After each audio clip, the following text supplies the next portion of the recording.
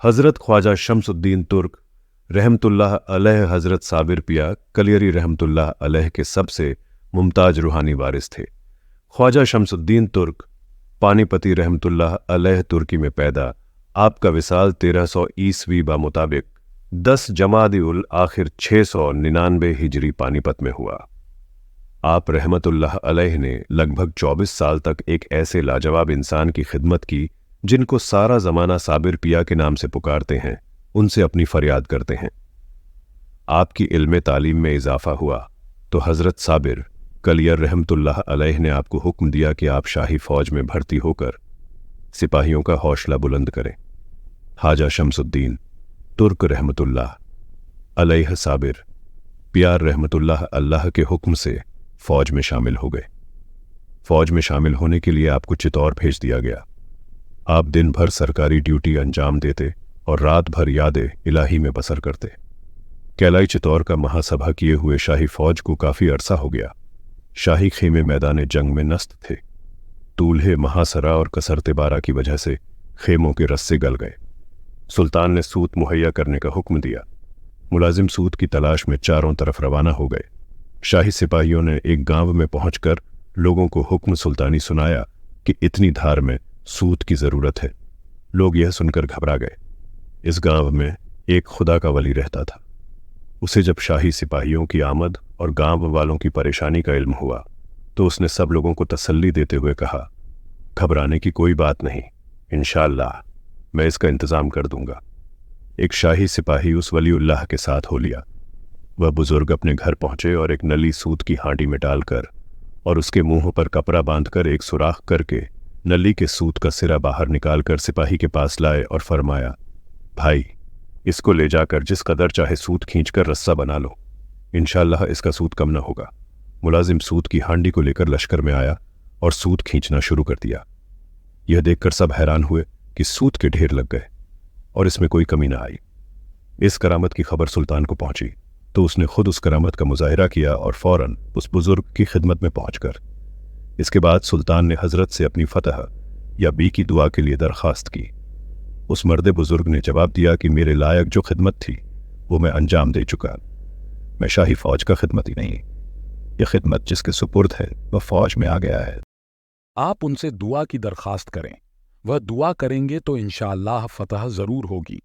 सुल्तान अलाउद्दीन ने लाइल्मी जाहिर की तो उस मर्दे बुजुर्ग ने बताया कि इस साहिबे खिदमत की यह पहचान है कि एक रोज रात को बारिश और जोर की आंधी आएगी, तमाम तंबू गिर जाएंगे, सिर्फ एक खेमा इसी साहिबे खिदमत का बाकी रहेगा। इस खेमे में चिराग भी रोशन रहा। उस वक्त अगर तुम तकलीफ गवारा करो तो उस साहिबे खिदमत से जरूर मिल सकोगे। सुल्तान वापस आकर वक्त मौजूद का इंतजार करता रहा। आखिर एक रोज वह वक्त आ ही गया। बारिश हुई, खूब जोर की आंधी चली, तमाम खेमे गिर गए। बादशाह साहिबे खिदमत की तलाश में हर तरफ फैलने लगा। एक खेमे में चिराग जलता नजर आया। करीब जाकर देखा तो हजरत ख्वाजा शम्सुद्दीन रहमतुल्लाह अलैह कुरान पाक की तिलावत में मशगूल थे। बादशाह खामोश खड़ा हो गया। कुछ देर बाद ख्वाजा रहमतुल्लाह अलैह ने सर उठाकर देखा तो सुल्तान सलाम करके दुआ इरशाद किया। हजरत ख्वाजा रहमतुल्लाह अलैह ने सर उठाकर दरबारे इलाही में दुआ की और फरमाया, जाओ कल इंशाअल्लाह तुम्हारा लश्कर फतह याब होगा। अगले रोज सुबह को जब शाही फौज ने हमला किया, हजरत ख्वाजा शम्सुद्दीन रहमतुल्लाह अलैह घोड़ा दौराते किले के दरवाजे के पास जाकर उतरे और किले के दरवाजे से सीना लगाकर इसमें जात अल्लाह इस जोर से बुलंद किया कि उसी वक्त किले के किवार गिर पड़े। शाही फौज शान से किले में दाखिल हो गई। उधर लश्कर फतह के जोश में किले में दाखिल हो रहा था। उधर ख्वाजा शम्सुद्दीन तुर्क शम्सुल अर्ज रहमतुल्लाह अलैह को वसीयत हजरत मखदूम साहिब रहमतुल्लाह अलैह की याद आई कि कल मौज़ेबे इरशादे आली बरोज फतह किला यानी 13 रबीउल अव्वल 690 हिजरी को कि हुजूर बादशाह दो, जहां हजरत मखदूम अलाउद्दीन अली अहमद साबिर ख़त्म रूह ख़त्म उल और वाह सुल्तान उल औलिया रहमतुल्लाह अलैह ने रहमत फरमाई होगी।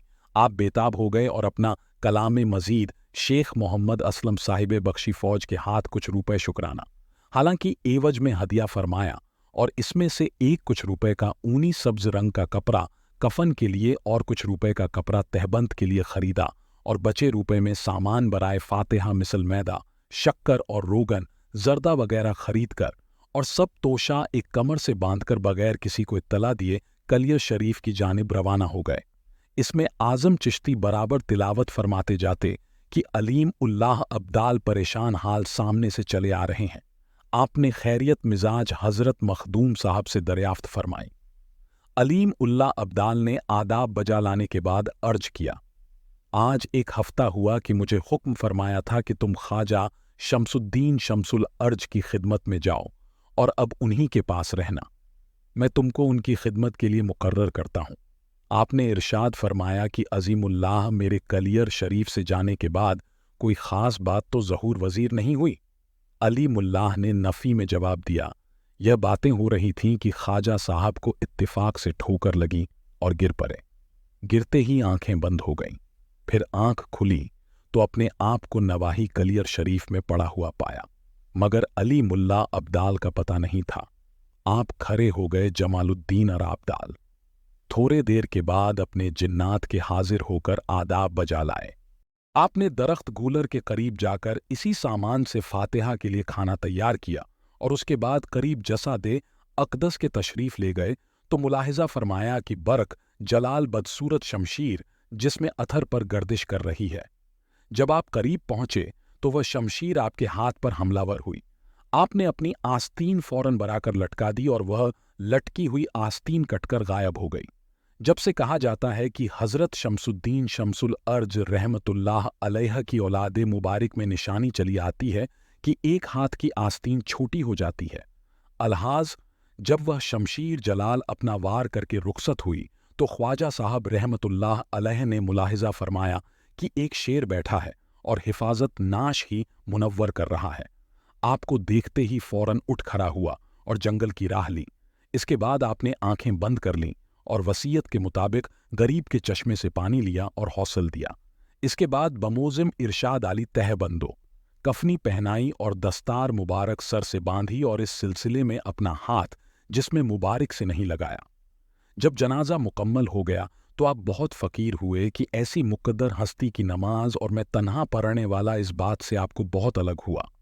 सब्र करके आप मुसल्लम पर खड़े हुए कि इसी असना में एक तरफ से आवाज़ आई कि ज़रा ठहरो, जल्दी मत करो, यह काम तुम्हारा नहीं है।